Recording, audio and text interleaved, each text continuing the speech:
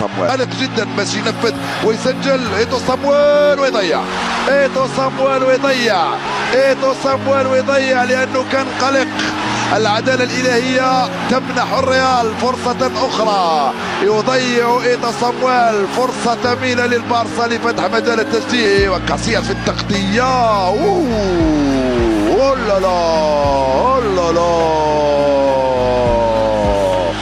من حسن حظ كاسياس. سنة توصل من هناك تيري ريال جايون توزيعة بعيدة بعيدة بعيدة بعيدة ممتازة جدا مع ايتو صامويل. وايتو صامويل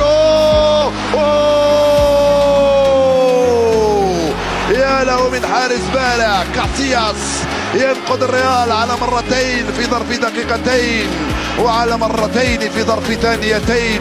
الأولى من ايتو صامويل، قلت بأن أرضية ميدان تساعد لاعبين من أمثال ميسي عن طريق ميسي، عن طريق تيري اونري وتشافي بتنفيذ هذه الركنية. لا أعتقد بأن البارسا سيسجل حتى لو لعب 120 دقيقة في مباراة اليوم، لأنه الحظ أيضا ليس معه. عنده ممتازة لبالونكا، يلعبها مع راؤول، ترجع لبالونكا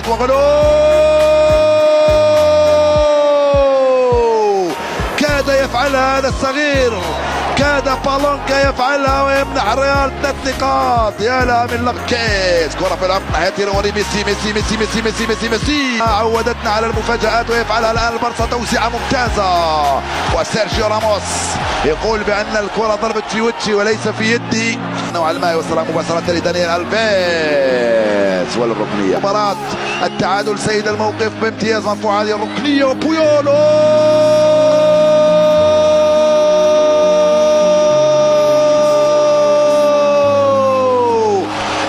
صامويل يفعلها ويسجل أول أهداف المباراة لصالح فريق برشلونة قبل 8 دقائق من نهاية المباراة. ايتو صامويل يعوض تضييعه لضربة جزاء ويمنح التفوق للبارسا.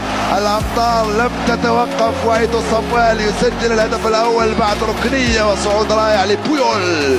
صعد فوق الجميع ووضع برأسه أمام أرجل ايتو صامويل. لا لا لا لا لا لا لا لا. هذا أول انتصار للبارسا منذ 3 سنوات، وحدث هذا في الديربي الكلاسيكي رقم 205، حدث هذا في المباراة الكلاسيكية رقم 79 في كامب نيو هنا في برشلونة. 7 دقائق الأخيرة من عمر المباراة، لأن الريال سيخرج تماما. قوة ريال مدريد في الدفاع خلت البارسا يأمل في التهديف، يزيد في السرعة. تيري اونري وصل لميسي ميسي ميسي ميسي ميسي ميسي ميسي ميسي ميسي والهدف.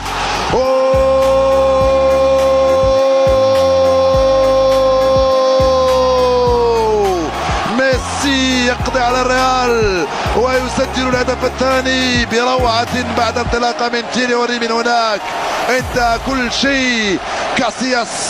كاسياس يسقط في نهاية المطاف، وكذلك المدافع فابيو كانافارو اعتقد بانه سيصاب ويكمل القائمة المصابة في دفاع فريق ريال مدريد. 80 دقيقة من اللعب، كلنا متحدين، نحن الأقوى. البارسا تبقى أحسن هجوم وتبقى أحسن